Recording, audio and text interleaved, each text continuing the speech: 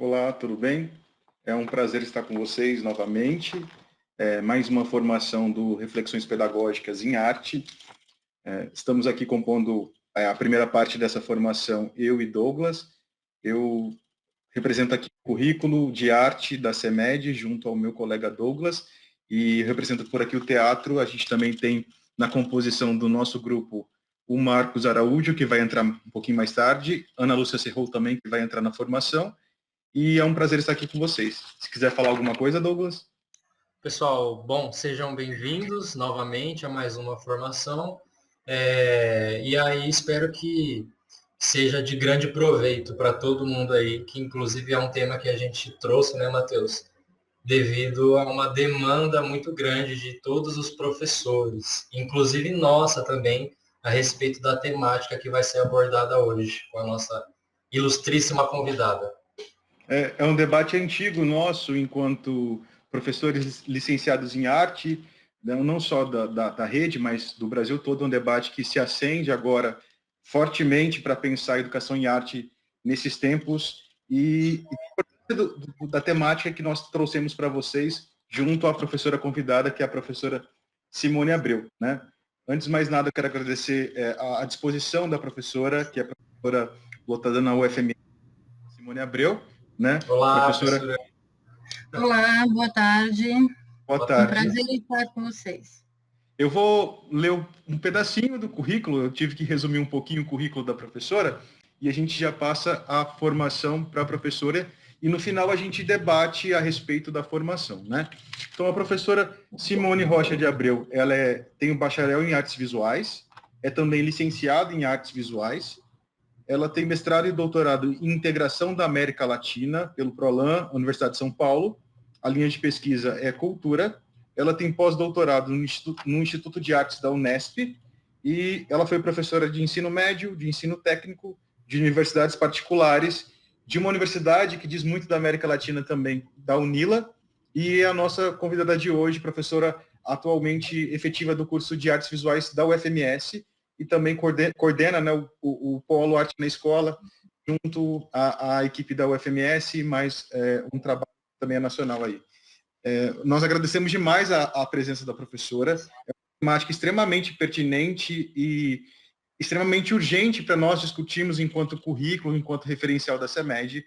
Partilhamos muito de angústias a respeito da temática, e eu acho que vai ser extremamente importante para todos os professores da rede, enquanto um coletivo. Eu agradeço a professora Simone, que vai se apresentar, a gente vai sair um pouquinho, e no final a gente discute um pouco a respeito dessas questões todas, dessa convocatória que a professora nos traz hoje sobre a arte latino-americana. É isso. É com você, Simone, e já agradeço a sua participação e espero que nós tenhamos uma ótima formação. Muito obrigado. Tá? Boa tarde a todos. Bom, aliás, bom dia, boa noite, porque eu não sei necessariamente se vocês assistirão de tarde, né? Mas nós estamos gravando de tarde, por isso que a tendência é falar boa tarde. Bom, primeiramente eu gostaria de agradecer à equipe de artes, né? Agradecer ao Matheus, ao Douglas, à Ana Serrou, agradecer aos técnicos, né? De arte da CEMED, que a gente tem um ótimo contato, um ótimo convívio, e a gente vai se aproximando para fornecer as formações necessárias, né? Todos nós temos muito ciência de que o professor precisa, sim, da sua formação primária, né? Primeira e a formação continuada durante toda a sua carreira profissional. Dito isso, eu quero esclarecer que, além de dizer muito obrigada, eu quero dizer do privilégio de estar falando com professores, né? Porque essa questão dessa convocatória para o ensino da arte, ela efetivamente se dará com todos, com o engajamento de todo mundo. Quer dizer, eu preciso de vocês para que essa plataforma que é levar o ensino da arte latino-americana dê certo, tá bom? Então, eu agradeço e me me posiciono como privilegiada de poder estar falando com vocês. Também me posiciono como mulher heterossexual, mãe de um menino de 13 anos, latino-americano e brasileiro. Então, é a partir desse lugar que eu vou falar, né? Que eu vou fazer essa convocatória para o ensino da arte latino-americana. E eu começo esse convocatório com arte, né? E eu vou para a minha formação, né? Que é artes visuais. Então, eu que tenho a minha aproximação sempre é com as visuais, tentando sim fazer todas os intercâmbios, né, com as outras linguagens, mas o meu foco é sempre as visuais. Então, aqui eu apresento 2 obras, né? A primeira, que a gente está vendo à minha esquerda, é o quê? Vocês estão vendo? Vamos tentar descrever essa imagem. Essa imagem é um milho. É um milho que não está mais vivo, não está mais na planta, e é um milho que, se a gente se aproximar, ele é formado, cada pedacinho ali, que seria uma parte do milho, é, na verdade, um dente. Um dente. Dente é como as pessoas são identificadas, né? Arcada dentária sempre é usada para identificação. Então, a nossa identidade está nessa obra. A nossa identidade está aqui colocada por esse artista, né? Esse artista que é o Carlos de Bogotá, Carlos Arrias de Bogotá, nos apresenta a nossa identidade como um milho, o nosso dente, a nossa formação como um milho. Vamos ver que essa outra obra que está também projetada no mesmo slide do Pavel Egues também tem milho. Vocês estão observando o milho, né? Olha lá, um grande milho, eu vou apontar aqui pelo meu mouse, né? Um grande milho, né? Que ele desabrocha, que a gente vê, né? Identifica o milho, e desse milho sai um homem, o novo homem. Que obra é essa? Né? Pavel Egues, equatoriano, um artista equatoriano, ele faz uma série de murais que se chama O Grito dos Excluídos, e essa é um dos murais, né? Chama O Novo Homem. Esse novo homem que se forma unido ao milho. Por que 2 obras, 2 artistas latino-americanos aqui nesse slide estão falando do milho? O milho é um mito da formação do homem para vários povos da Mesoamérica, né? Então, a gente está falando de Mesoamérica, a gente está falando ali de uma região grande do que é hoje México, do que é Guatemala, parte da Guatemala, daquela região que é conhecida na história, né, que é chamada uma região da Mesoamérica, né? Bom, o homem veio do milho. Então, esse novo homem que vai responder, que vai trazer a América Latina em pé de igualdade frente aos demais países, vem do milho, vem de suas origens. Essa é uma possível leitura dessas obras, né? Uma possível leitura que eu estou defendendo aqui. Então, vamos passar para o outro slide. Aqui, outras obras do Pavel Egues, da mesma série Grito dos Excluídos. Aqui na minha esquerda tem a obra A la Resistência, que é uma homenagem ao Chico Mendes. Então, nessa obra, ele dedicou ao Brasil.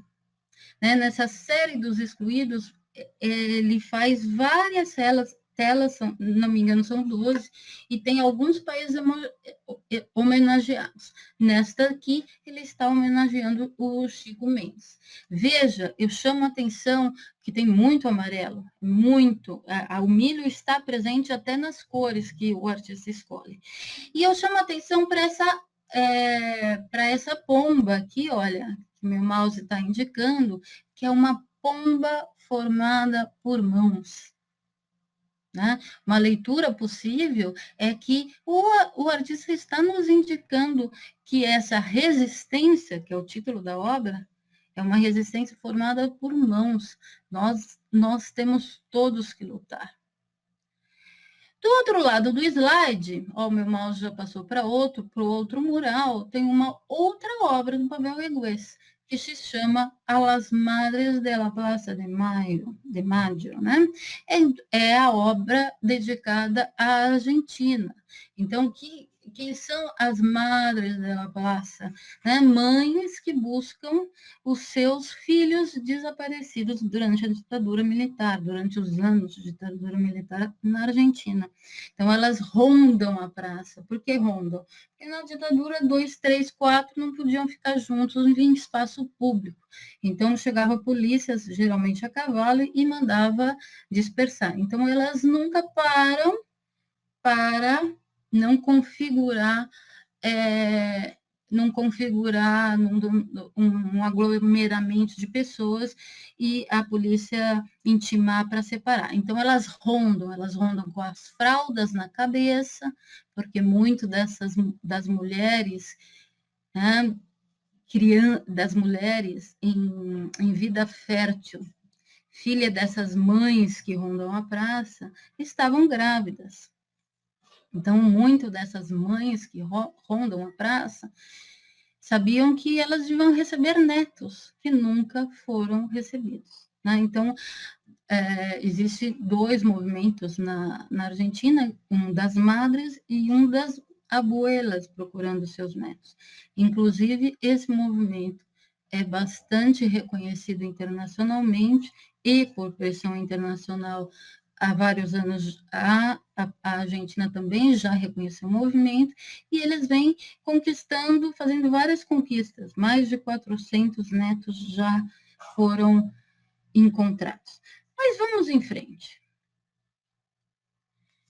Bom, eu estou falando com professores. Então, o que eu fiz? Primeiro, os 2 primeiros slides, eu abordei arte, e agora eu vou tirar trechos dos nossos referenciais de educação, tá?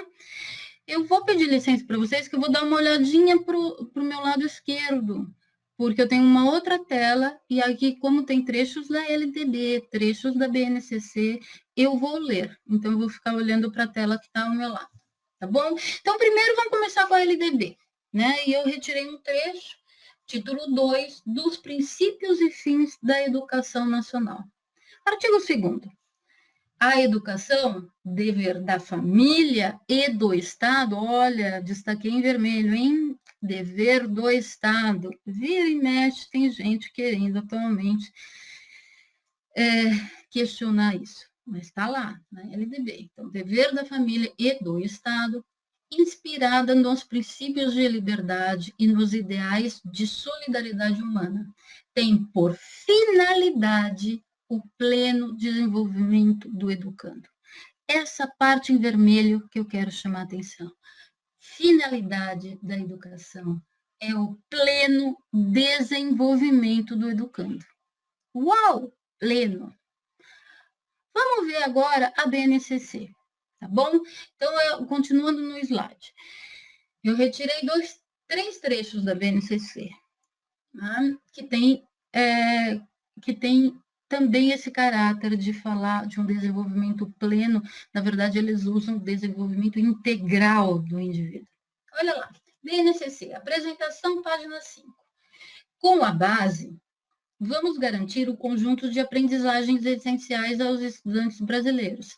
Seu desenvolvimento integral por meio das 10 competências gerais para a educação básica, apoiando as escolhas necessárias para a concretização dos seus projetos de vida e continuidade dos estudos.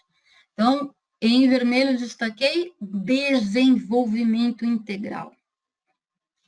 Página 7 da BNCC. Este documento normativo aplica-se exclusivamente à educação escolar, tal qual define... esqueci como fala esse símbolo, acho que é a linha 1 do artigo 1 da Lei de Diretrizes e Bases da Educação Nacional. E está orientado pelos princípios éticos, políticos e estéticos que visam a formação humana integral e a construção de uma sociedade justa, democrática e inclusiva, com fundamentos nas diretrizes curriculares nacionais de educação básica. Página 14 da LDB. O título da sessão inteira é O Compromisso com a Educação Integral. Gente, se a gente procurar na BNCC, tem mais páginas falando do desenvolvimento integral, da educação integral do indivíduo. Eu aqui destaco 3 momentos.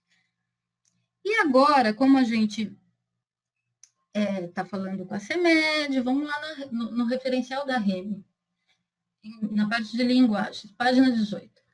A BNCC é o documento norteador no âmbito nacional para a formulação dos currículos dos sistemas e redes de ensino dos estados, Distrito Federal e dos municípios.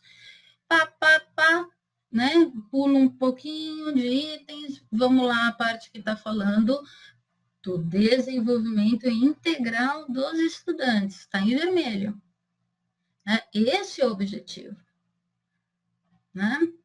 Desenvolvimento integral dos estudantes por meio das 10 competências gerais da educação básica, pautadas nos princípios de equidade, direitos de aprendizagem e a concepção dos conhecimentos curriculares contextualizados na realidade nacional, social e individual da escola de seus alunos. Mais um pouquinho do referencial da REME.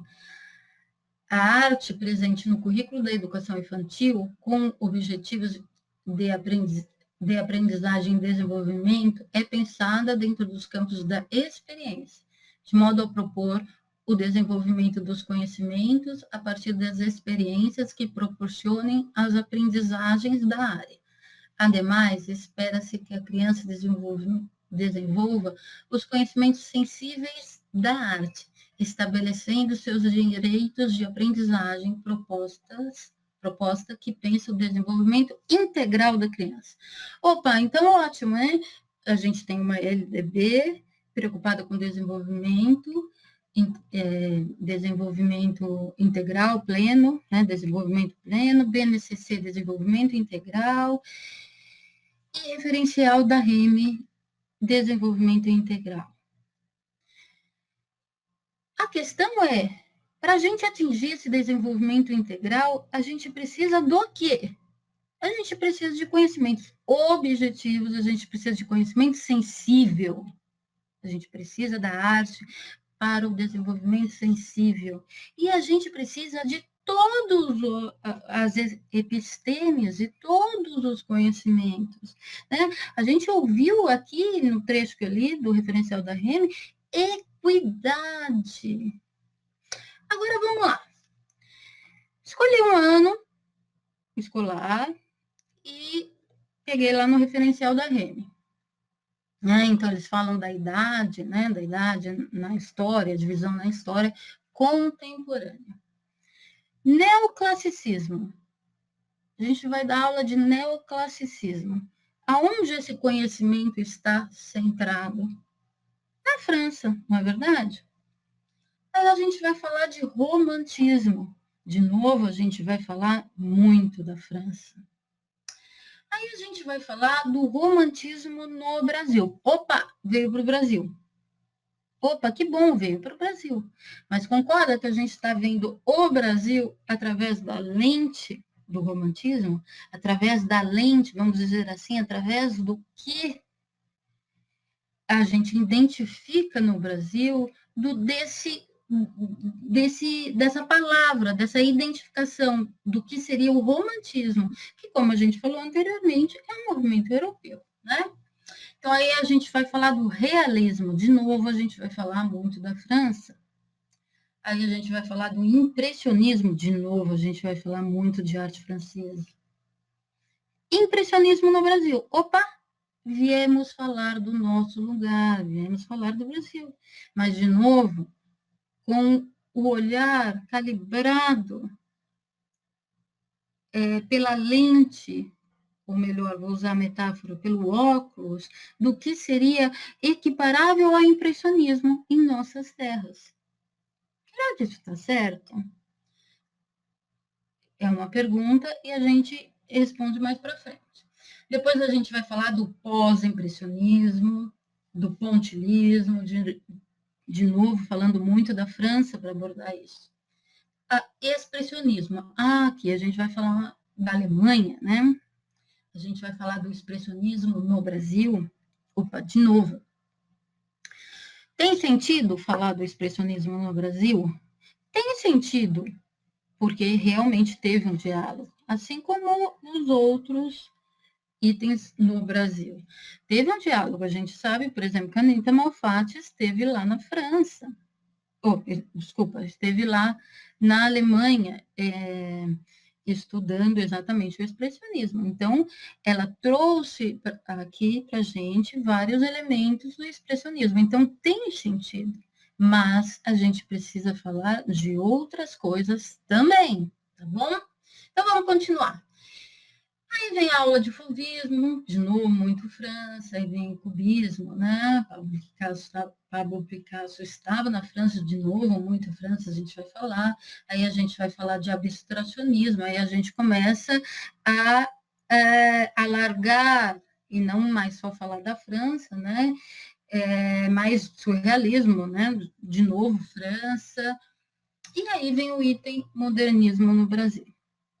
Então, eu quero chamar a atenção que está um referencial muito eurocêntrico, isso é na REME, isso é em todo o Brasil, para a gente conseguir exatamente o tão sonhado formação integral do indivíduo. Cadê as outras vozes? Cadê os outros pensamentos? Cadê os outros mitos? Cadê as outras crenças? Cadê as outras malhas simbólicas que não seja essa de matriz eurocêntrica? Nisso eu faço o alerta, né? No referencial último que a CEMED nos apresenta, tem na 5ª série um espaço para falar de arte latino-americana. Tem na 9ª série um espaço para falar de arte latino-americana. Eu dou vivas a isso. Eu saldo isso. E quero mais. Porque, na minha opinião, dá para a gente falar de arte latino-americana sempre. Se a gente tomar o nosso ponto de vista de ver o mundo. Então, é a América Latina e o resto do mundo. Vamos continuar. Bom, isso que eu estou falando, né, eu estou apoiada, por exemplo, no Ruenatia. Né? Ruenatia é um peruano, mas que estabeleceu a sua atividade profissional no México, né? Faleceu no fim do século passado, mas tem um pensamento muito importante, né? E um pensamento que precisa ser revisto, reestudado. Né? Então, ele aqui nos alertou sobre a urgência em redefinir os critérios para as artes visuais na América Latina, né? Na Latinoamérica. O crítico vai além, afirmando que se trata da primeira definição, pois o que tivemos de início foi somente a imposição de modelos gestados numa concepção eurocêntrica. E aí a gente prossegue estudando e a gente tem a nítida, consolida o entendimento, né, de que esta concepção é devido à nossa colonização e às imposições advindas disso. Né? Veja só, uma colonização que formalmente terminou, mas não terminou as consequências disso. E uma delas é a permanência do que o sociólogo Aníbal Quijano vai dizer, um colonialismo do saber, do poder. Né? Colonialidade é o termo que o Aníbal Quijano nos apresenta para isso. Prosseguindo aqui nos slides que eu preparei, eu trouxe mais um trecho do Juan Nacha, está em espanhol, e eu vou fazer uma tradução livre aqui. Né? Então, em sentido estrito, em sentido mais justo, mais apropriadamente, ele fala assim: mais apropriadamente, nos resulta impossível redefinir o que nunca antes definimos de mútuo próprio, né? De mútuo próprio, justamente por nós, né? Na verdade, somente contamos com a ilusão de haver definido as artes. Tocamos-nos hoje, por conseguinte, né? Por consequência, realizar nós mesmos, os latino-americanos. E pela primeira vez, aquelas operações definidoras que outros antes levaram a nosso cabo, em nosso nome, agendando para impor seus resultados como se fossem, como se fossem de nossa própria feita, né? Na verdade, elas seguiram a conveniência de quem nos impôs esses conceitos. E aí eu pulo para um outro teórico, agora brasileiro, né?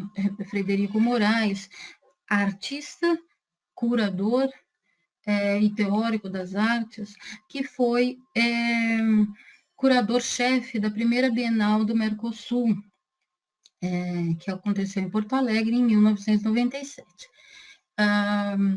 Do catálogo da primeira Bienal, eu retirei este trecho. Desde os tempos da colonização europeia, a principal marca da nossa marginalização é a ausência da América Latina na história da arte universal. Segundo uma perspectiva metropolitana, nós, latino-americanos, estaríamos fadados a ser eternamente uma cultura da repetição. Então, ao longo, são 12 páginas, né? Esse texto do Frederico Moraes, ao longo dessas 12 páginas, ele vai tecendo paralelos para nos mostrar que não há sentido nenhum nesta imposição de uma categorização das artes que nos, como ele acabou de dizer, que nos deixa fatalizados a ser uma cultura da repetição. Aqui eu faço uma ressalva, vocês vejam que ele está usando, né? Cultura da repetição, entre aspas, porque esse é um termo de uma crítica de arte chilena que chama Nelly Richard. Então, ele está se apropriando de um termo que não é dele, então ele põe entre aspas. Agora aqui eu vou pôr mais um trecho do Frederico Moraes, e aqui eu coloco eu coloco o nome, tá, do texto do catálogo, né? Reescrevendo a história da arte latino-americana. Esse é o nome desse potente texto, que foi o texto de curadoria geral da Bienal. Tá? Então, olha, a ação civilizatória, e ação civilizatória entre aspas, né? Porque não há nada mais falso, depois eu falo um pouquinho mais disso, a ação civilizatória da Europa em nosso continente começou pelo extermínio dos índios. E o deslocamento para o mundo novo entre aspas, percebam, como escravos dos negros africanos. Prosseguiu com as expedições científicas e missões artísticas do século passado. E já nesse século, com a presença rotineira de críticos e historiadores da arte, diretores de museu, galeristas, colecionadores, curadores. Bom, esse trecho tem potências. E eu vou começar a dizer algumas delas. Primeiro, colocar ação civilizatória, entre aspas, colocar mundo novo, entre aspas. Vejam que aqui as aspas, ele não usa como ele usou no trecho passado que eu li. No trecho passado que eu li, cultura da repetição estava entre aspas, porque se tratava de um termo cunhado por outra pessoa, por Nelly Richard.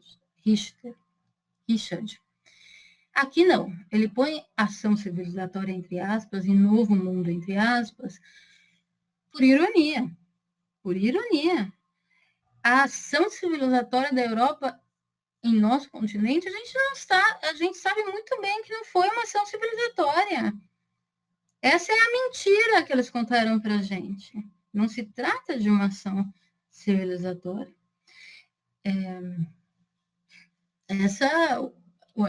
O encontro, vamos dizer assim, do mundo europeu com o continente americano foi um encontro onde a América Latina saiu perdendo e muito, onde muitos morreram. Chamar isso de ação civilizatória é um absurdo. Né? Então, ele está usando de ironia aqui. O mundo novo. O mundo novo também é um termo em desuso. Os historiadores não mais usam isso sem ressalva. Né? Porque chamar de mundo novo o continente americano é dizer que nesse encontro entre a Europa e esse continente, aqui nada existia. Então, é desprezar os povos originários. Tá? Outra ressalva que eu faço é que ele usa a palavra escravos, né? Quando ele está falando dos negros trazidos num deslocamento forçado para cá, ele chama de escravos. Veja que o texto é 1997, se ele estivesse escrevendo esse texto hoje, ele teria usado escravizados. Digo isso com bastante certeza, né? Por ele ser um intelectual tão importante e tão atualizado, né? Mas o texto, então, é um texto datado, 1997. A última coisa que eu queria chamar a atenção, que eu acho que de um primor,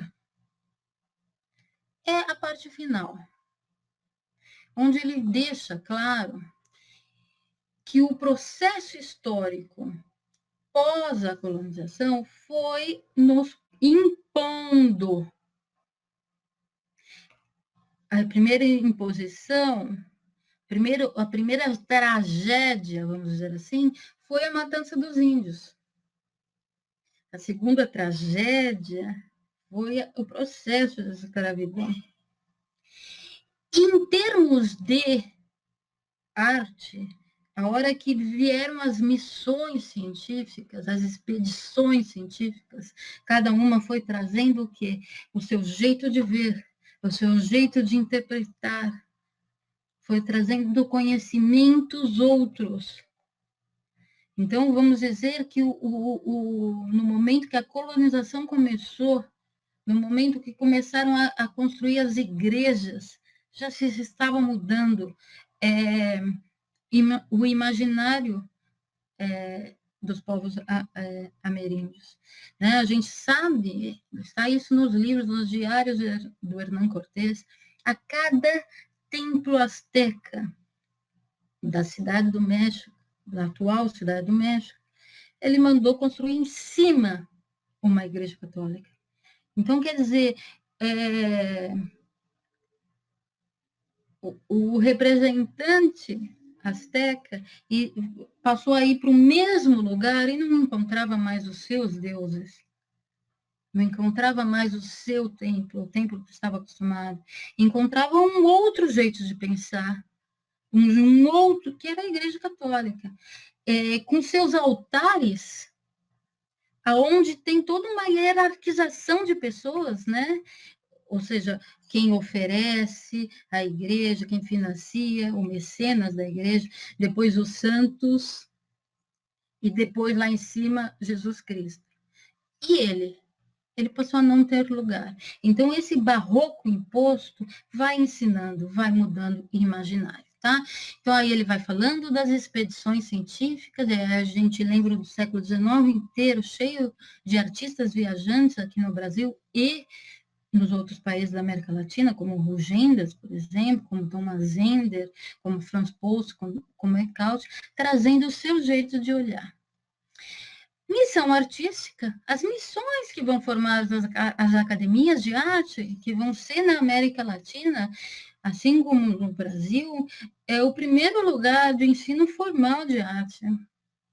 E já nesse século, aí cheguei ao primor, que eu acredito que é a parte mais primorosa desse parágrafo, e já nesse século, com a presença rotineira de críticos, de historiadores da arte, de diretores de museu, de galeristas, de historiadores, de colecionadores, que vão fazer, o galerista que vai fazer na sua galeria, ou o curador que vai fazer no museu brasileiro, uma exposição só com impressionistas franceses, ou só com o Renascimento, ou seja, nós, pessoas que estamos fazendo arte, que estamos pensando arte, que estamos ensinando arte, também temos que ficar extremamente atentos no nosso dia a dia, se a gente está pondo todos os saberes, se estamos levando para os nossos alunos todos os saberes, se estamos ofertando a pluralidade de saberes e de pensamentos para os nossos alunos. E não reforçando somente os conhecimentos eurocentrados, ok? Então, vamos lá. Olha lá, e chegamos ao Tom Garcia, né? Um artista muito importante nesse ponto de virada. Né? Então, se a gente estuda os modernismos latino-americanos, a gente vai ver em diversos países manifestos de uma outra forma de pensar. Se a gente nesse estudo, a gente chega a uma ideia de que a América Latina, os artistas, quiseram sim renovar as artes, que é uma característica mundial dos modernismos. Mas, aqui na América Latina, este pensamento de fazer diferente, uma nova forma de fazer arte, vai ser mesclado com uma forma de resgate identitário, de resgate de um passado e de um passado antes do colonizador. Então, aqui a gente tem Torres Garcia, num desenho que ele repetiu algumas vezes ao longo da sua vida. Essa versão que eu coloco para vocês é de 1935. Aqui ele já era um senhor, né? Veja, ele está...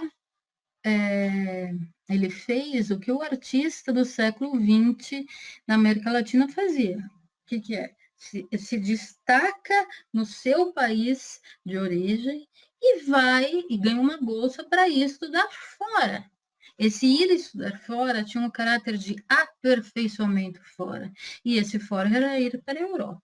Então, Torres Garcia vai de início para a Espanha, porque, né, eles mandam exatamente se aperfeiçoar no ex-colonizador. Ele vai para a Espanha, mas ele não fica só na Espanha, ele também vai para os Estados Unidos, ele também circula pela Europa, e ele retorna já um senhor para Montevidéu, se não me engano, 60 anos, ou próximo dos 60 anos. Quando ele retorna, ele percebe, cadê a identidade uruguaia no que se está fazendo no Uruguai? E ele começa a refletir nisso, nessa identidade. Então, aí ele elabora inúmeros pensamentos sobre isso e intitula esses pensamentos de Escola do Sul, Escuela del Sur. Para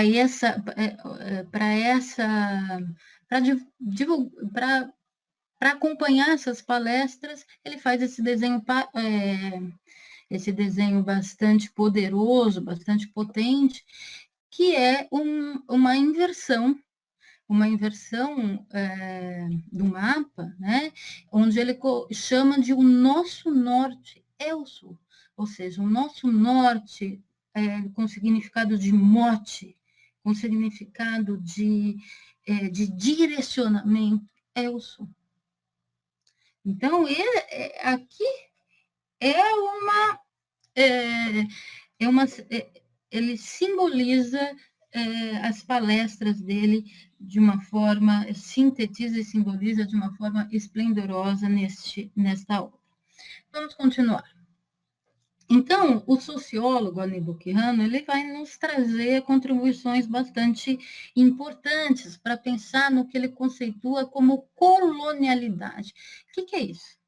A colonização acabou, mas a colonização e o processo que vivemos traz uma série de condicionantes que vão fazendo com que persista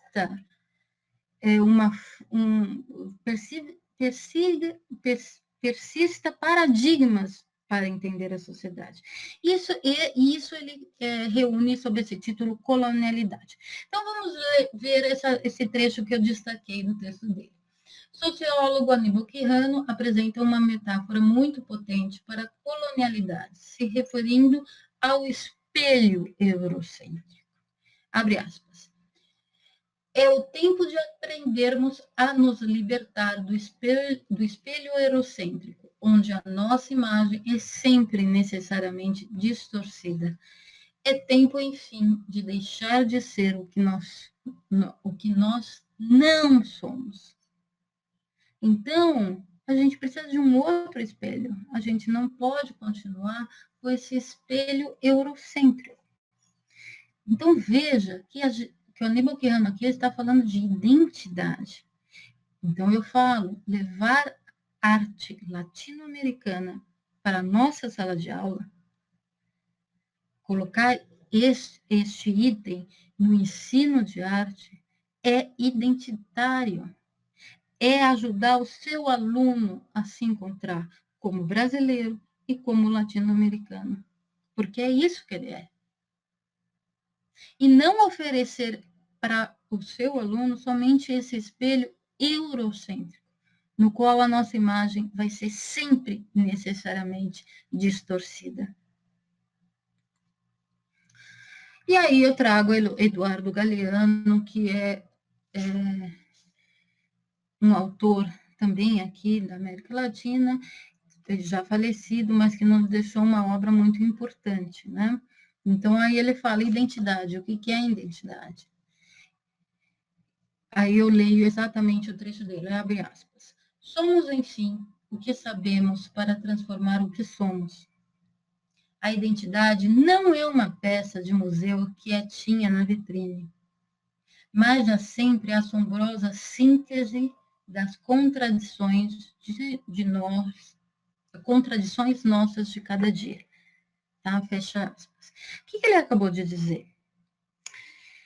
A gente não vai procurar a identidade brasileira e a identidade latino-americana lá, somente no índio, de lá de 1500. Porque nós não somos somente aquilo. Nós somos todo o processo histórico desde lá. Então, com isso eu quero dizer, vamos pensar em termos de arte, com isso eu quero dizer que a gente não pode ignorar que a gente teve essas expedições científicas que vieram para cá e trouxeram um jeito de olhar o Brasil, né? Que são os tais artistas viajantes, né? E como eles representaram o Brasil. A gente não pode ignorar a missão francesa que veio aqui e trouxe o neoclassicismo e fez a gente aprender. A gente não pode ignorar os diálogos com o cubismo, com o surrealismo, ou seja, a gente não pode ignorar os conhecimentos que esse processo histórico foi nos impondo com mais ou menos violência, mas foi nos impondo. A gente não pode ignorar, mas a gente também não pode ignorar que somos muito mais do que a soma dessas imposições. Então, a gente tem que sim parar e entender cada vez mais o que foram esses povos originários e como eles estão hoje em dia. Olha lá, se é para falar de espelho, se é para falar de um espelho nosso, a gente tem a Frida Kahlo aqui, que é uma das artistas que eu estudei bastante e coleciono as fotografias dela se olhando no espelho. Ela tem muitas fotografias se olhando no espelho. Essa artista, não só nessas fotos, que muito provavelmente eu acredito que ela tenha tido influência nas tomadas fotográficas, mas também no que ela pintou, ela se procura a si mesma o tempo inteiro. Ela procura a identidade o tempo inteiro e elabora essa identidade mexicana, essa identidade latino-americana. Bom, e aí vamos aqui com outro artista falar do Cícero Dias. Olha só o que ele traz nessa obra imensa, hein? 12 metros.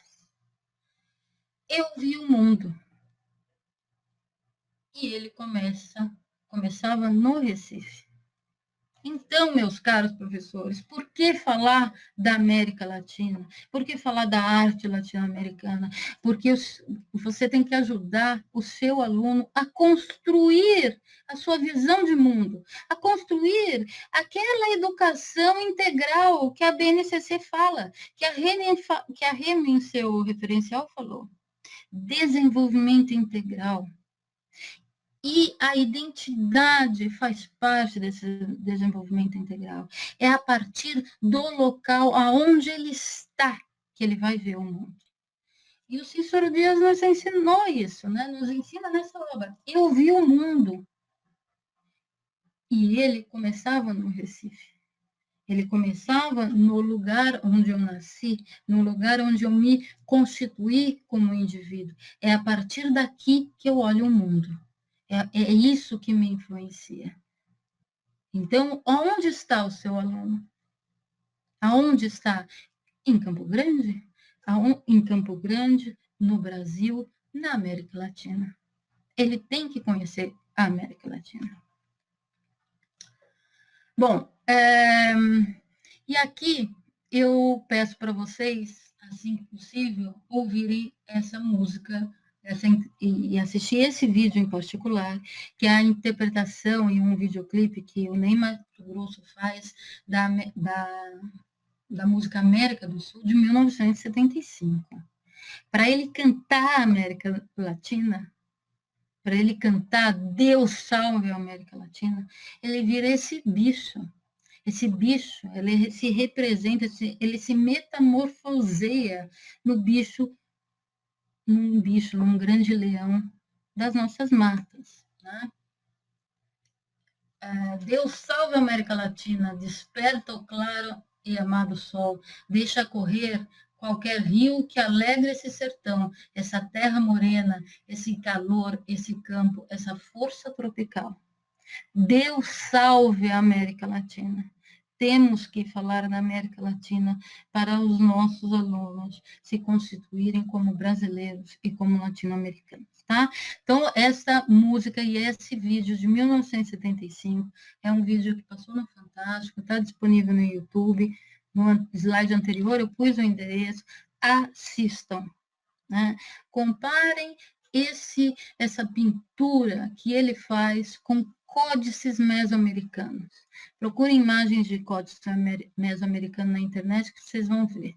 Esse homem faz uma pintura no seu rosto, ele trata o seu corpo ele faz dá para a gente comparar, dá para a gente ver uma semelhança com os códices mesoamericanos, que também viam sempre os animais, né, muito presentes na cultura mesoamericana.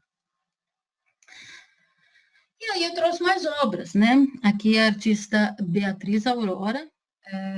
Essa é uma artista que vive em comunidades zapatistas. Então, eu estou falando do ambiente de Chiapas, né, do estado mexicano. Então, ela vive em comunidade, numa comunidade autônoma zapatista.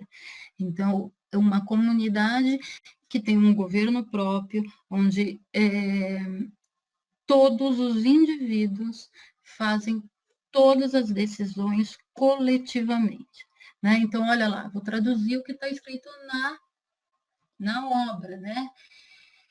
E, primeiro tem um coração, em vermelho, e EZLN, né? Exército Zapatista de Liberação Nacional. Embaixo, outro México nasce abaixo e na direção da esquerda. Então, outro México, outro mundo é possível, outra possibilidade de México nasce desde abaixo, desde as classes sociais menos favorecidas e com direcionamento à esquerda. Então, é uma artista aqui totalmente aderida ao movimento zapatista de liberação nacional por um autogoverno, um governo autônomo, né? Já se mira o horizonte, nós já olhamos, já deslumbramos um horizonte positivo. Então, esse é uma obra da Beatriz Aurora, já de 2010, ou seja, o movimento zapatista aqui já tinha mais de 18 anos, então ela acompanha o movimento zapatista, mora na comunidade autônoma, então ela dá para acompanhar a história desse movimento com as obras dela. Então, se a gente vê no início um momento menos, bom, eu quero dizer, mais conflituoso, aqui em 2010 ela já está dizendo para a gente observa um horizonte positivo. Vocês veem essa lua e cheia, repleta de indivíduos com a identificação do exército zapatista, que é exatamente o rosto tampado, né? Ou seja, usando a máscara que agora todos temos que usar, por questões de saúde.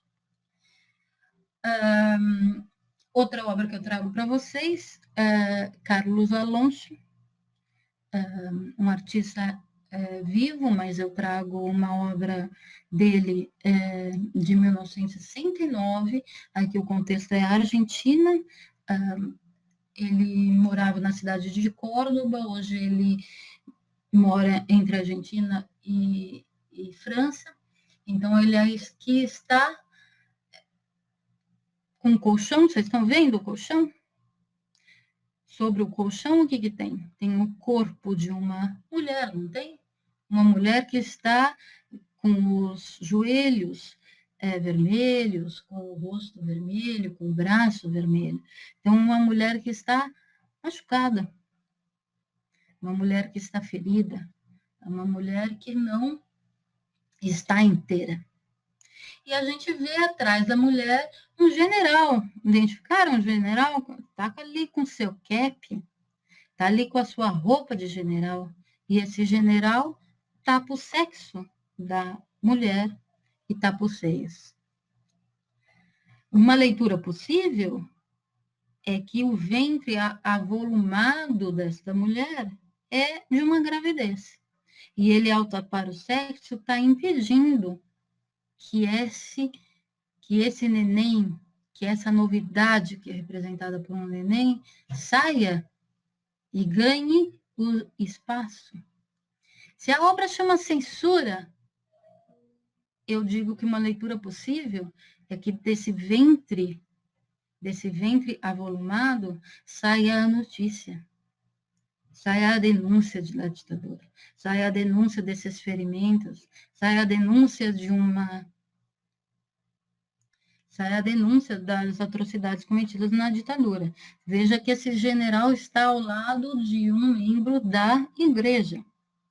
A gente que sabe pela história que a igreja na Argentina teve os seus entrelaçamento com os ditadores. Tá bom? Então, veja só. Se para um desenvolvimento integral temos que pensar na identidade dos nossos alunos, temos que falar de outras epistemes, como falar de identidade, como falar se o nosso referencial for só eurocêntrico? Por isso é que eu faço essa convocatória. Vamos falar de América Latina na sala de aula. Eu já estou me encerrando, né, nesse primeiro momento, mas aqui eu trago outro artista, João Sebastião da Costa, né, já falecido, mas aqui desenvolveu a sua produção artística ali em Cuiabá, né, Mato Grosso, e ele traz a sua obra Frida e Eu. Veja só, veja aquelas imagens, lembra daquelas imagens do Ney Mato Grosso, que eu acabei de mostrar, cantando sobre a América Latina, transformado em bicho, transformado em animal, transformado na mesma onça que a gente vê aqui, o João Sebastião da Costa pintando sobre os cabelos da Frida, que é a mesma figuração que ele trata a si mesmo, né? Porque eu acredito, eu faço a leitura de que aquela figura em segundo plano seja ele, mesmo vendo as outras obras desse artista, João Sebastião da Costa, que ele sempre se coloca como onça, como bicho. Então, veja que Frida e Eu, esse título reforça que aquele é o seu autorretrato. Frida e eu temos algo em comum. Frida e eu temos a presença do animal.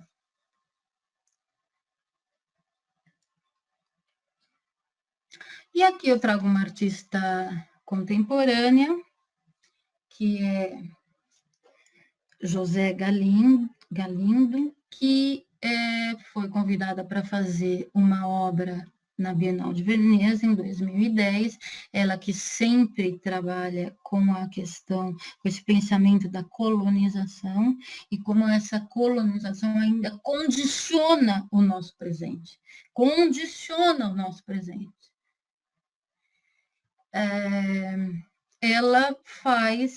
Ela ganha, então, da Bienal, né, já que ela vai representar o seu país, a Guatemala, na Bienal de Veneza, ela ganha uma quantidade de recurso financeiro. Com esse recurso financeiro, ela contrata a dentista na Guatemala para obturar seus dentes. Veja que nas primeiras fotos, hein, dentes perfeitos, hein? Sem problemas. Para fazer obturações de ouro, portanto, ouro guatemalteco. Ela viaja para Veneza e, em Veneza, contrata outro dentista para retirar o ouro. E apresenta essas obturações como obras de arte, né, na Bienal. Enfim, ela chama a obra de Osaki. Então, é uma obra que nos fala o quê? Nos mostra que ainda a Europa está extraindo coisas na América Latina. Extraindo coisas. Às vezes cérebros que vão trabalhar na Europa, às vezes ouro, às vezes vida, às vezes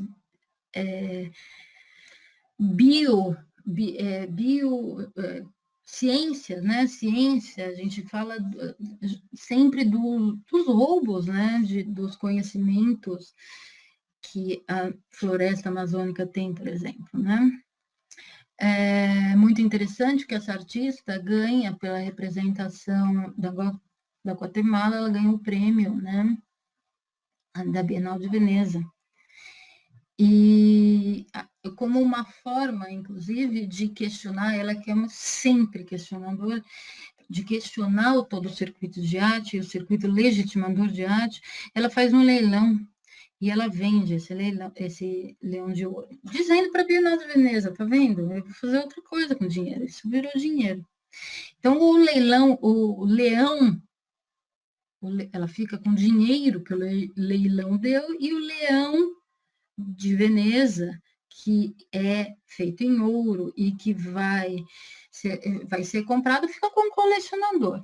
Aí ela é convidada pela Bienal de Veneza para ir de novo representar a Guatemala.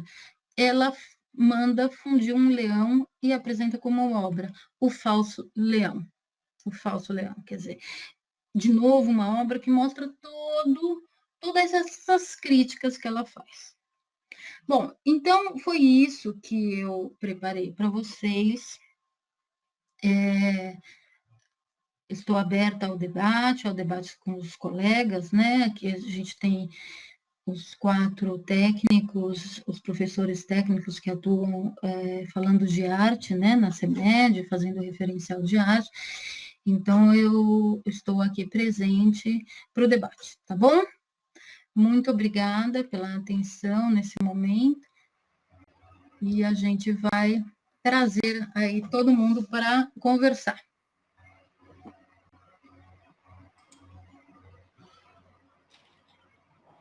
Obrigado, Simone. Fico muito feliz pela sua fala e extremamente pensando nessas questões urgentes mesmo que nos tocam direto e de fato, né? A partir do referencial mesmo que você mesmo citou. É uma questão bastante que nos toca desde a nossa formação inicial enquanto licenciados, né? Então, enquanto professor também da universidade, é uma autocrítica nessa formação também, a respeito de como os professores são formados nessa perspectiva eurocentrada, a partir das perspectivas. O que a gente sabe ensinar também, né, desse processo, e eu acho que nos toca bastante nesse processo de reformulação, que passa tanto na educação básica quanto no ensino superior, de como é importante repensar essa questão da identidade, né? Mas eu vou passar a palavra para os meus colegas e depois eu converso um pouquinho mais, né? Quem quiser, se o Marcos e a Ana quiserem tocar aí, falar alguma coisa, conversar, se apresentar. Ok. Então eu vou falar, então, começo, porque, professora, antes de mais nada, é um prazer.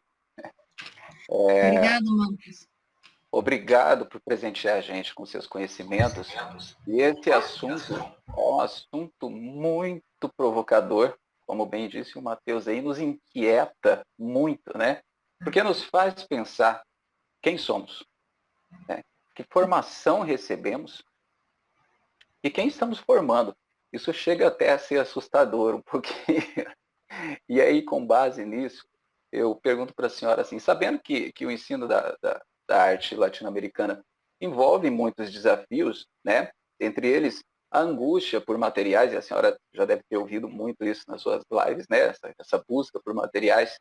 Questões curriculares, como a senhora bem expôs, fronteiras políticas, ideológicas e religiosas, né? Que a gente sabe. Será que isso não gera uma certa insegurança no professor na hora de trabalhar com esses saberes, né?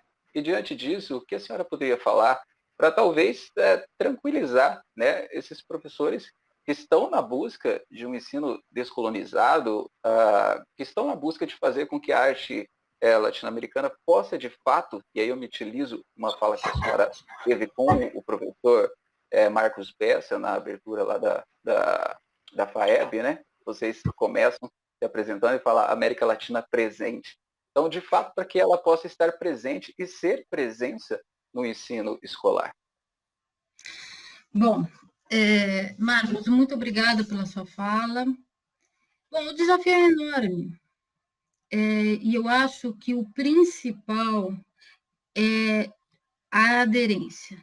O principal é a divulgação, né, a percepção da necessidade. Esse discurso de que é necessário por se tratar de identidade. Nós temos que deixar claro para os nossos professores que se trata de um imenso jogo de poder. E o fato da América Latina estar ausente do diálogo, do currículo, é sim para preservar a América Latina num lugar de periferia.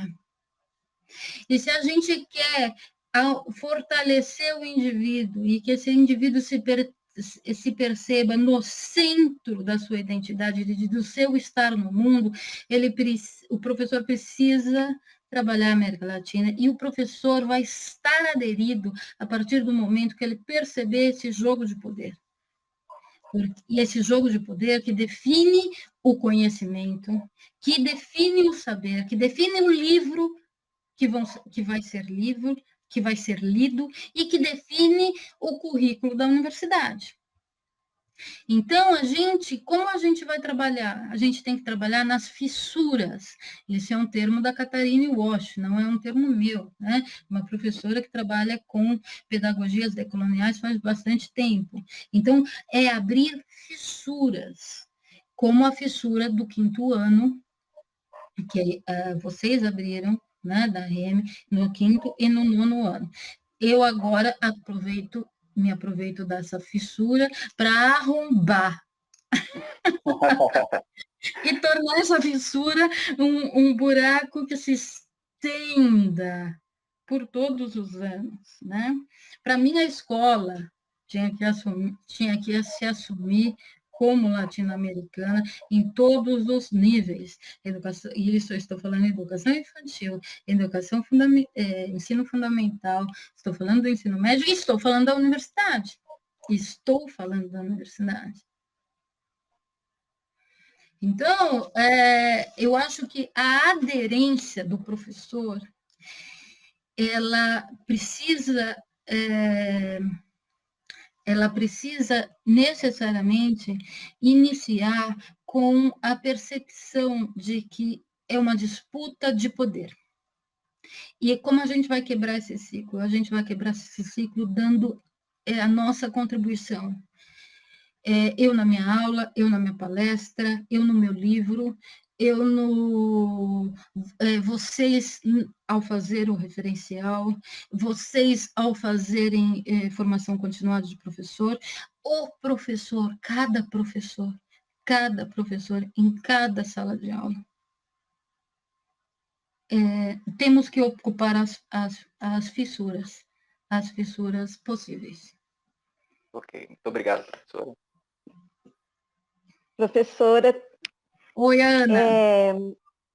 Menina, eu me senti extremamente envergonhada, porque nesse processo que a gente está agora, nós pensamos nessa construção desse documento, de colocar arte latina, mas é tão mais profundo, quando eu te ouço falar, que é desafiador mesmo, porque eu fazendo o caderno base para as escolas agora, de artes visuais nos povos ameríndios, eu trouxe um bimestre inteiro para falar sobre os povos maias, astecas e os incas. E eu me aprofundei nesse estudo.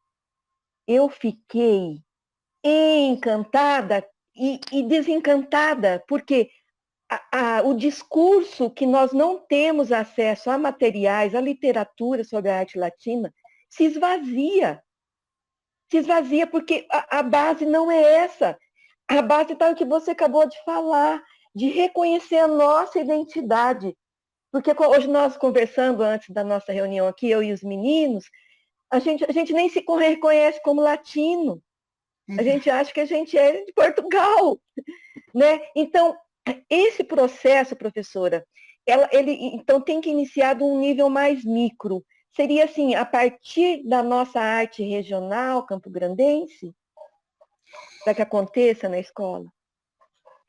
Bom, um caminho muito importante para você ser decolonial é falar do seu contexto, é falar do seu entorno.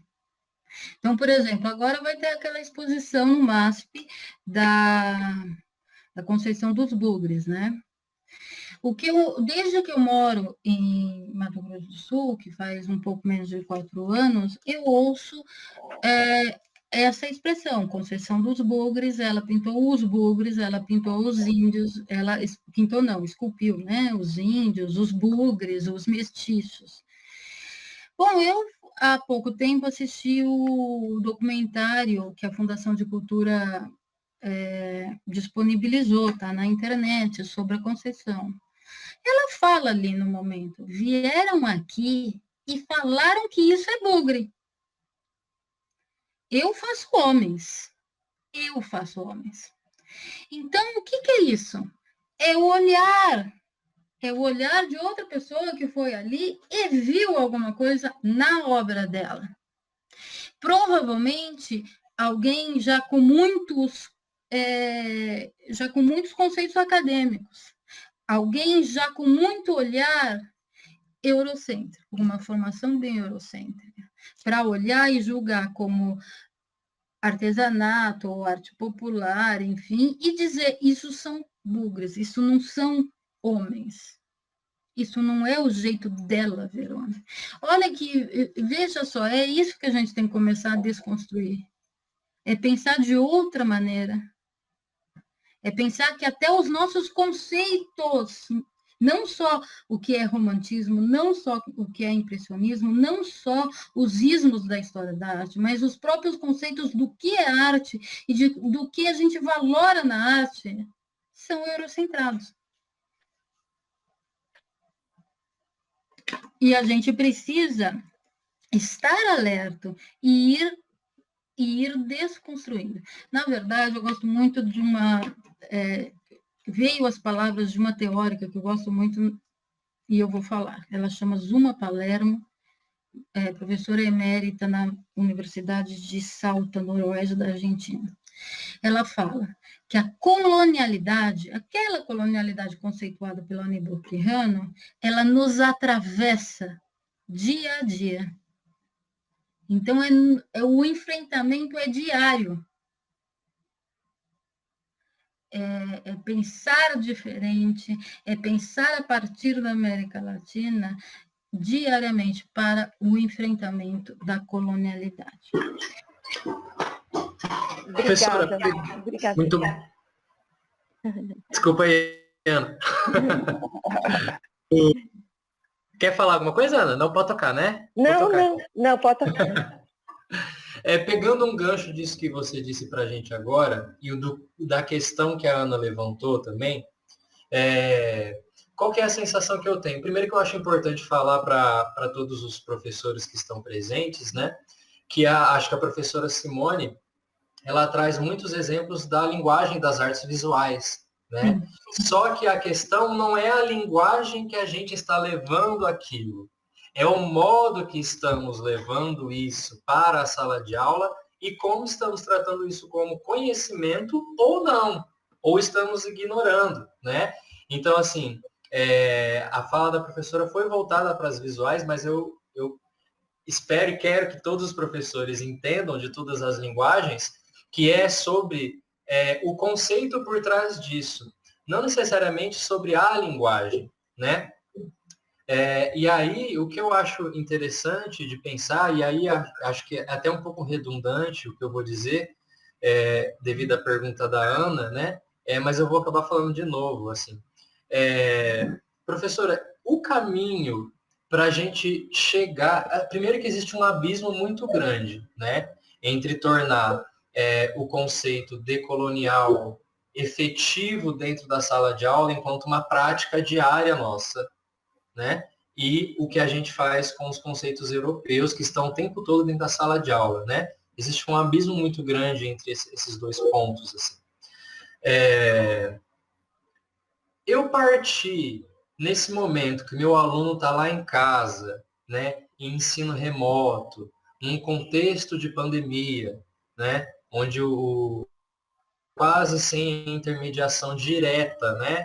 Dos professores, não está sendo possível estar presencialmente com esses alunos, eu começar com coisas pequenas, como, por exemplo, o aluno reconhecer o que é a identidade dele enquanto pessoa, enquanto família, enquanto bairro, enquanto cidade.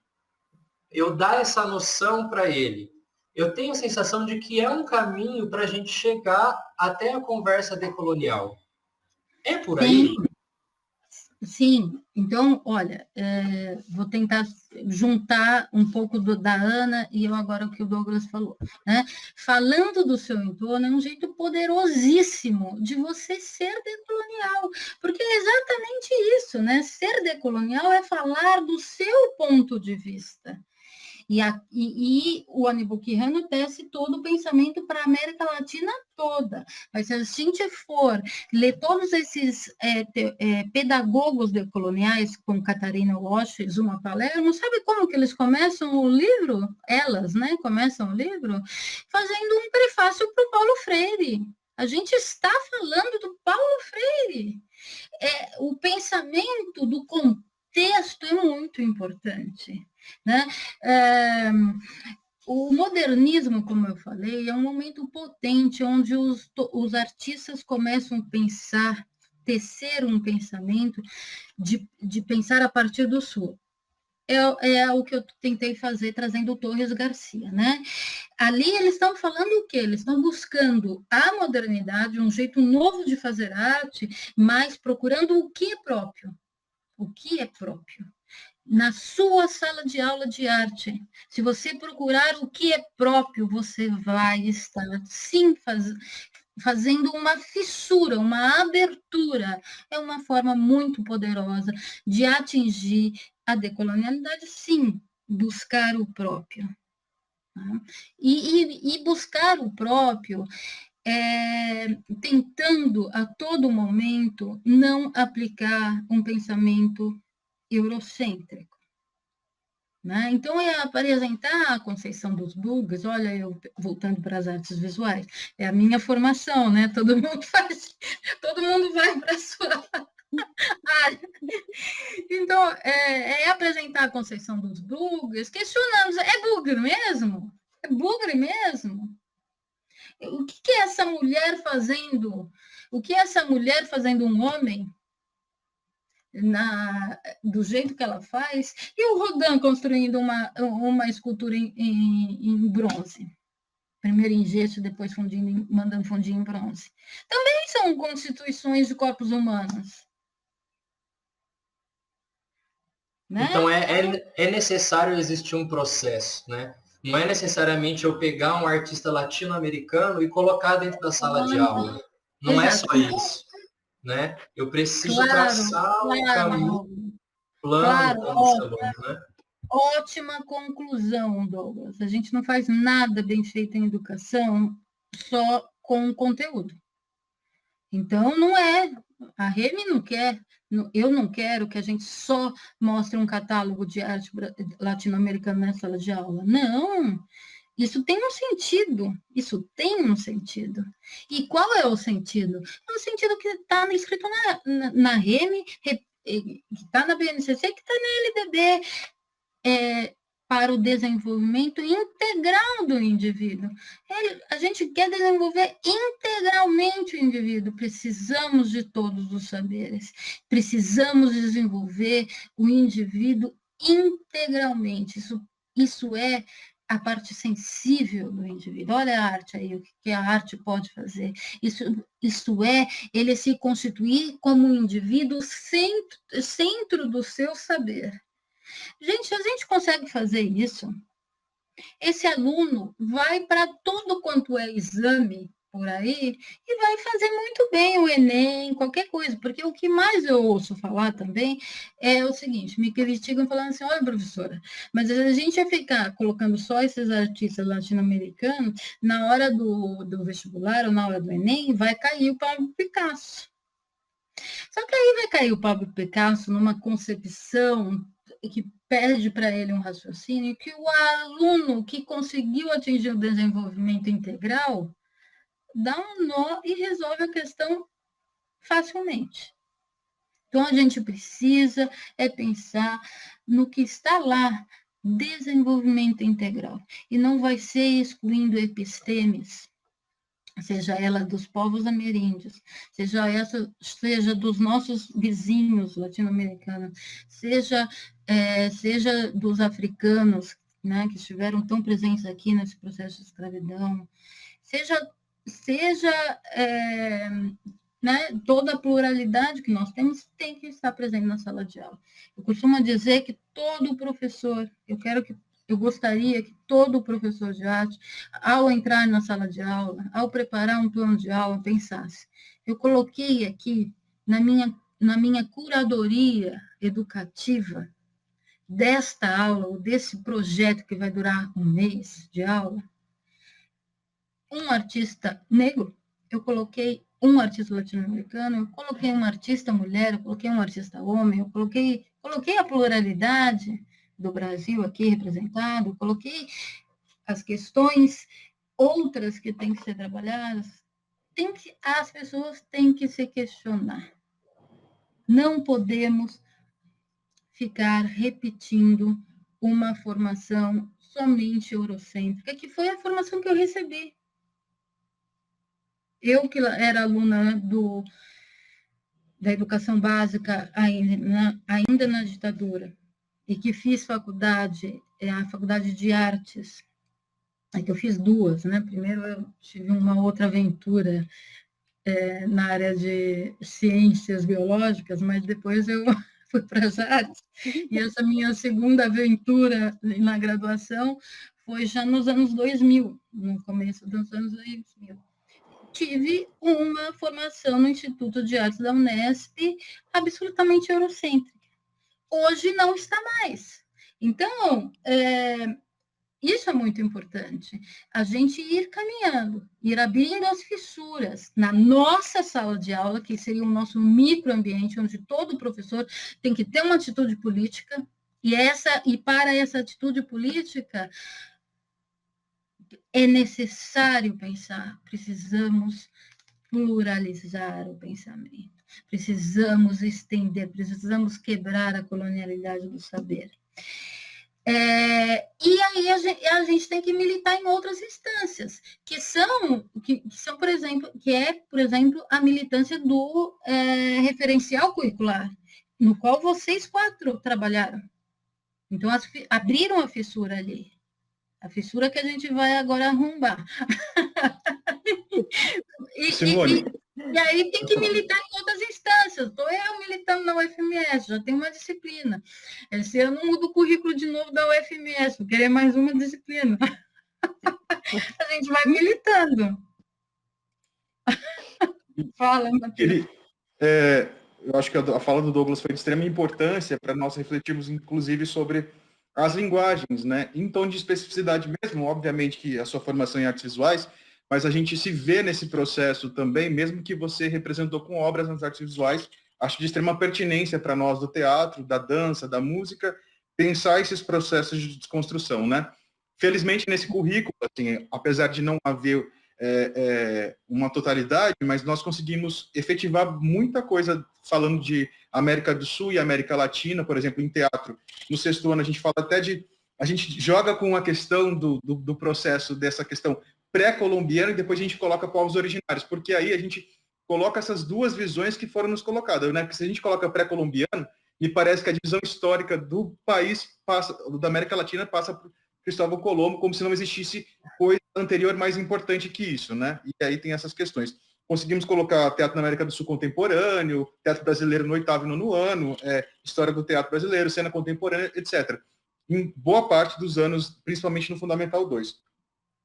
E aí, nessas pesquisas nossas, a gente foi descobrindo, criando esses cadernos, o Douglas também fez bastante isso, a Ana Lúcia, o Marcos, nós fomos lapidando. E eu sei que de visuais é um pouco mais de material, assim, pesquisando eu observo que tem um pouco mais de material, mas a gente encontrou muita coisa que a gente nunca ouviu falar, por exemplo, num processo de formação, né? Existe um grupo de comediantes incas dentro do processo de teatro na cultura inca, né? E a gente não sabia. E aí eram subdivididos em áreas, tinha uma comédia mais rasgada para a população em geral e tinha um pouco mais voltada para a tragédia ali, no que a gente entende por tragédia, né, no caso. Então, existiu várias formações a respeito da arte em geral, não só das artes visuais, né, das questões de pintura, escultura, etc., mas na área cênica, na área musical, a gente tinha bastante coisas que foram apagadas com essas construções de igrejas, né, por exemplo, no México, você falou dessas construções em cima dessa cidade asteca ali. Né? E como a gente minimiza, enquanto ser latino-americano, os nossos próprios processos e a nossa visão de mundo enquanto ser latino-americano. Né? Eu estava falando a gente fez uma live entre a gente para a gente conversar sobre essas questões algumas vezes, e principalmente hoje para falar contigo a respeito disso, olhando para as pirâmides astecas e as maias lá no México, nós sempre diminuímos a dimensão que é aquilo, né? As pessoas não conhecem no Brasil a dimensão que são aquelas cidades astecas e maias e outras culturas também que passaram por ali. A gente também, às vezes, só centraliza nos incas, nos astecas e maias, existe uma população imensa, outros grupos, outros povos, e estudando as questões da América Latina aqui e da América do Sul e do Brasil, nós descobrimos várias vertentes de teatro e dança, o Douglas pode falar da dança, na área de cultura ameríndia, né, nessa questão. E eu acho importante a gente tocar nesse assunto de como foi importante sua fala para as 4 linguagens, não tirando a condição que é você falar da sua área de formação, obviamente, porque isso é condicionante para a gente enquanto formação, mas como foi importante para mim refletir ainda mais sobre esses processos e da gente encontrar maiores fissuras no processo educacional aqui na REME. Eu agradeço demais. E se você quiser falar um pouquinho disso, da nossa própria visão, porque eu acho que está em torno da identidade, né? Eu vi uma pesquisa há um tempinho atrás, que falava que o brasileiro não se acha latino-americano, ele não se considera latino-americano porque não fala espanhol, né? Isso é um mecanismo para a gente pensar, inclusive, no diálogo entre nós aqui, né? Matheus, eu agradeço a sua fala e o que eu trouxe hoje está mais baseado na convocatória mesmo. Quer dizer, é convencer que a coisa é importante, que falar da América Latina é importante, que mudar o referencial de Europa para a América Latina é extremamente importante para a constituição da nossa identidade. E aí, advém daí que isso é importante para a dança, que isso é importante para o teatro, isso é importante para as 4 linguagens, né? Aí, os meus exemplos são da minha formação. O que você falou, né, da identidade? O brasileiro não se considera, né? Veja só, isso tudo é fruto da colonialidade. Isso é fruto dos condicionantes que foram nos impondo parâmetros sempre eurocêntricos. Por exemplo, Rio de Janeiro, século XIX, vai reformar a cidade? Vai reformar? Aquilo virou Paris. Aquilo começou a ter confeitarias, como tem Paris, né? Você vai ver o Teatro Municipal, qual é a inspiração? A inspiração é a ópera de Paris. Então, ao longo dos séculos, né, esses condicionantes já não mais na colonização formal, mas essas imposições durante esse processo histórico foram nos colocando uma identidade que busca mais uma aproximação com os Estados Unidos atualmente, mas também com a Europa, e não com os nossos vizinhos, né? Então, esse é um problema, e um problema a ser combatido. Bom, agora, falando sobre isso, eu não penso em outra coisa a não ser Bacurau. A gente viu lá os 2 personagens que se identificaram com aquelas pessoas que atiravam e matavam e brincavam na cidade de Bacurau e matavam as pessoas, foram na hora que eles se identificaram. Não, mas a gente não é como eles. A gente é como vocês. Na hora eles ganharam bala. Não adianta algum iludido brasileiro latino-americano ou do Brasil ou dos outros países falar que vai ter alguma ligação com os Estados Unidos, com a Europa. Não adianta. Isso nada mais é do que relações de poder e como foram nos impondo essas colocações, mesmo porque isso garantiu o quê? Benefícios a eles. A hora que esse benefício acabar, a gente é latino-americano. E pronto. Então, a gente tem que assumir uma identidade para além da Europa, para além dos Estados Unidos. Isso me lembra os livros do Renato Ortiz. Identidade nacional, construção de identidade.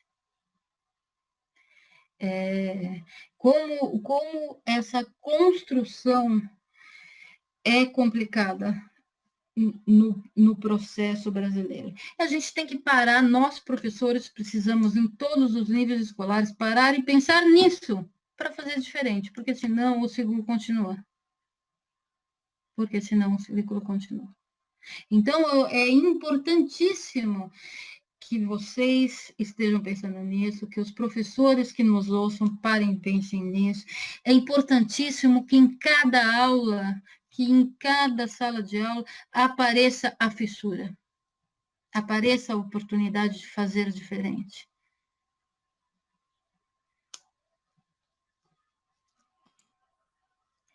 Nós já estamos com 1h30, né, meninos? Então, a gente vai ter que dizer adeus e com vontade de quero mais. Eu vou começar agradecendo, Matheus. Vocês querem falar mais alguma coisa? Douglas, Eu Marquinhos? queria só dizer uma coisinha. Tá. Esse ano vão sair 2 livros produzidos pela FAALC. Em cada um deles existe um texto meu, centrado na América Latina, centrado nessas questões.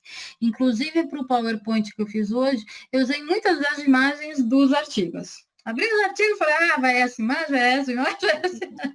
Então, quem está nos assistindo, lendo um artigo meu que ficou com o título Outro Mundo é Possível?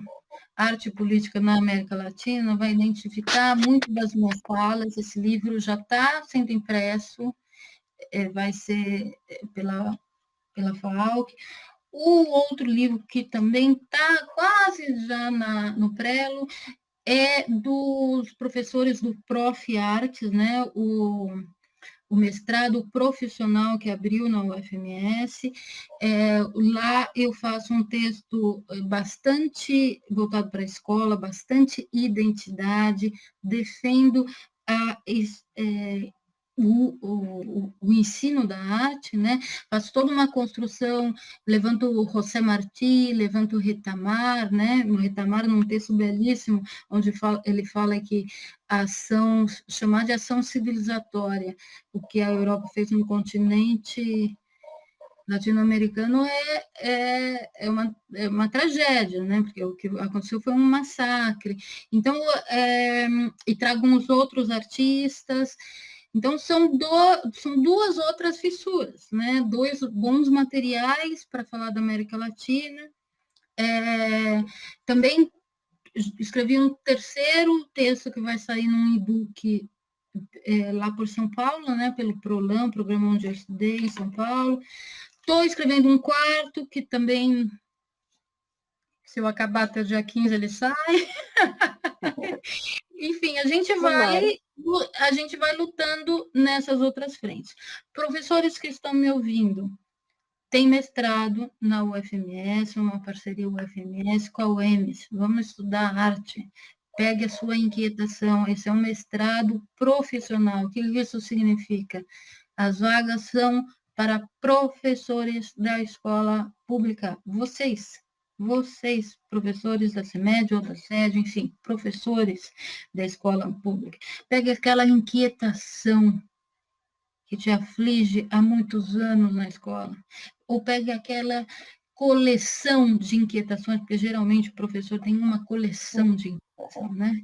E vamos estudar, vamos fazer essas inquietações virarem um texto e virarem também devolutivas que a gente possa dar para a escola. Então, atualmente, eu tenho 2 orientandas, a gente vai estar construindo um trabalho que vai ser centrado na América Latina, então também vão ser fissuras, vão ser contribuições, a gente quer construir uma produção que fique disponível na internet e que seja também é possível, portanto, de virar depois subsídio para apoio a planos de aula, planos, projetos, né, de aula. Então, é isso, trabalhar para o panorama ser mais favorável.